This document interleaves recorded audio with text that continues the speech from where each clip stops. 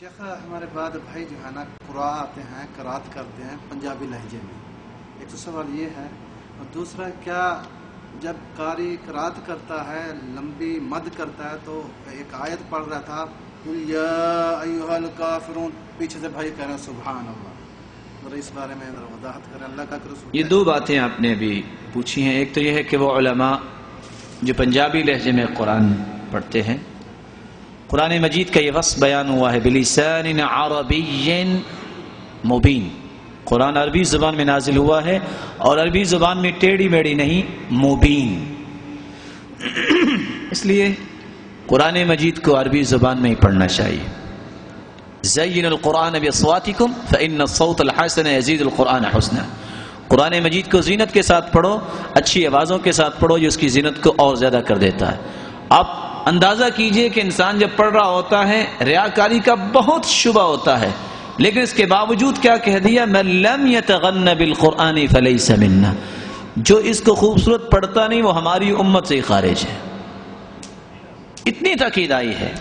لیکن یہاں میں دو پہلو پیش کروں گا. پہلا پہلو یہ ہے، علماء کرام سے انتہائی ادب سے، انتہائی احترام اور اکرام سے گزارش کرنی چاہیے، اور وہ گزارش وہی کرے جس کی وہ بات سن سکے. عام بندے کو اس بارے میں کسی پہ کلام کرنے کی ضرورت نہیں ہونی چاہیے کہ وہ اس بات کو خود سمجھے. عالم کہ میں عالم ہوں تو عالم کا مطلب ہے کہ قرآن کے علم کو جانے. جو قرآن کو صحیح پڑھنا نہیں جانتا وہ کیا جانے گا.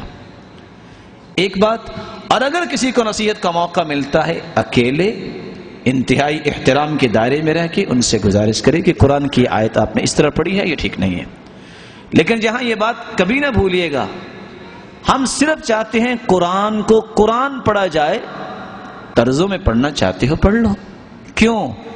آپ کو شاید اس بات کا علم ہوگا، کچھ باتیں جٹکی بڑی سمجھ آتی ہیں. سانپ نکالنا ہونا تو بین بجانی پڑتی ہے.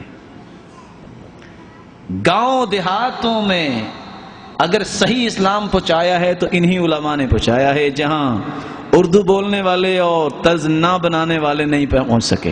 ایسا ہی ہے نا. اس لیے ان کی خدمات کو نہیں اب جھٹلا سکتے. ان کی خدمات ہیں، لیکن چونکہ ہم چاہتے کیا ہیں؟ خیر. ہم چاہتے کیا ہیں؟ بلندی. اس لیے قرآن کو نہ بگاڑا جائے.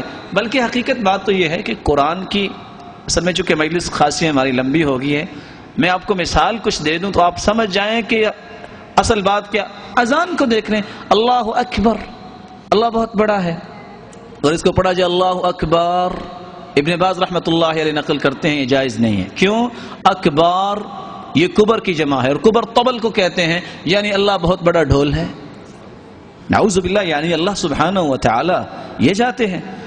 الحمدللہ رب العالمین، تمام کی تمام تعریفیں اللہ کے لیے. حمید یحمد حا ہے، کیونکہ الفاظ کے ہی معنی ہوتے ہیں. اسی کو ہم پڑھ دیں الحمدللہ، اس کا مطلب ہے پوری دنیا کا دھواں اللہ کے لیے ہے.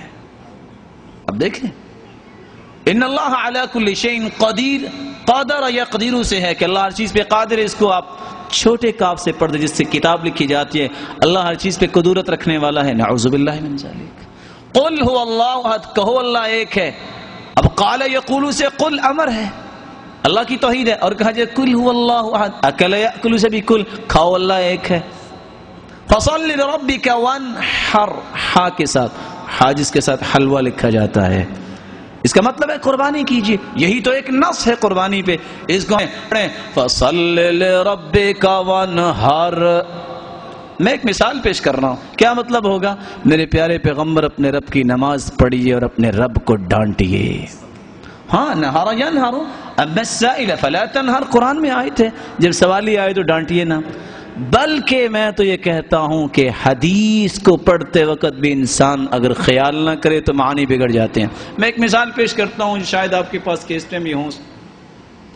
حدیث پڑھنے والا پڑھتا ہے التائب من الذنب کمن لا ذنب له. اب التائب من الذنب کمن لا ذنب له کا مطلب ہے جو گناہ سے توبہ کرتا، اس کا کوئی گناہ نہیں رہتا، پاک ہو جاتا ہے. اس نے صرف زبر پڑھی ہے من لا ذنب له، کہ جو توبہ کرتا ہے وہ تو ایسے ہو جاتا ہے جیسی اس کی دم ہی نہیں ہے. دیکھیں حدیث کے معنی میں بھی اختلاف آ جاتا ہے. کہنے کا مطلب یہ ہے کہ اس طرح کی طرز جس سے قرآن کے معانی میں بگاڑ آ جائے قطعاً جائز نہیں ہے۔ صحیح الجامع سلسلہ صحیحہ کی روایت کو یاد کر لیجئے، عبداللہ ابن مسعود ایک شخص کو پڑھا رہے تھے۔ کیا پڑھا رہے تھے؟ انما الصدقات للفقراء والمساکین۔ جب اس شخص نے پڑھا، مد نہیں کی، مد کرے نہ کرے معنی میں تبدیلی نہیں آتی۔ ہم نے تو معنی کی تبدیلی کی مثالیں دی ہیں، یہاں معنی میں تبدیلی نہیں آتی۔ عبداللہ بن مسعود نے صاف انکار کر دیا، کہتے ہیں ما ہکذا اقرأنیہا رسول اللہ کے رسول نے مجھے ایسے پڑھایا ہی نہیں ہے۔ وہ کہتے ہیں یا ابا عبد الرحمن وکیف اقرأکہا، آپ کو کیسے اللہ کے رسول نے پڑھا بتائیے؟ وہی آیت پڑھی فمدہا، اور مد کر کے پڑھی۔ صحابہ اتنی بھی اجازت نہیں دیتے تھے کہ جس میں مد ہے وہ چھوڑ دی جائے، تو یہ کیسے اجازت ہوگی کہ جیسے مرضی پڑھ لیں اس کو۔ رہی دوسری بات، جس وقت مصیبت آ چکی ہے کہ ایک شخص قرآن کی آیت پڑھ رہا ہے، سننے والوں کو چونکہ شعور نہیں ہوتا، سبحان اللہ الحمدللہ شور مچا ہوا ہے، سبحان اللہ۔ قرآن کی آیت جو انسان سنتا ہے اس کے معنی پہ غور کرے۔ اور صحیح بات میرے بھائی نے بیان کی کہ وہ کہہ رہا ہوتا ہے وَلَهُمْ عَذَابٌ أَلِيمٌ،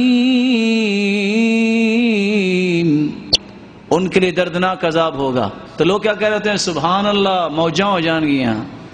یہی معنی ہے نا اس کا۔ بھی جب عذاب کی آیت آئے تو اللہ سے پناہ مانگو، اللہ ہمیں محفوظ فرمائے۔ جب جنت کی آیت آئے تو اللہ سے سوال کرو، اللہ ہمیں جنت نصیب فرمائے۔ تو یہ جو طریقہ آ چکا ہے یہ طریقہ درست نہیں ہے، یہ قرآن کے ساتھ تلاعب ہے، قرآن کا ایک تقدس ہے، اس کو باقی رہنا چاہیے۔ اللہ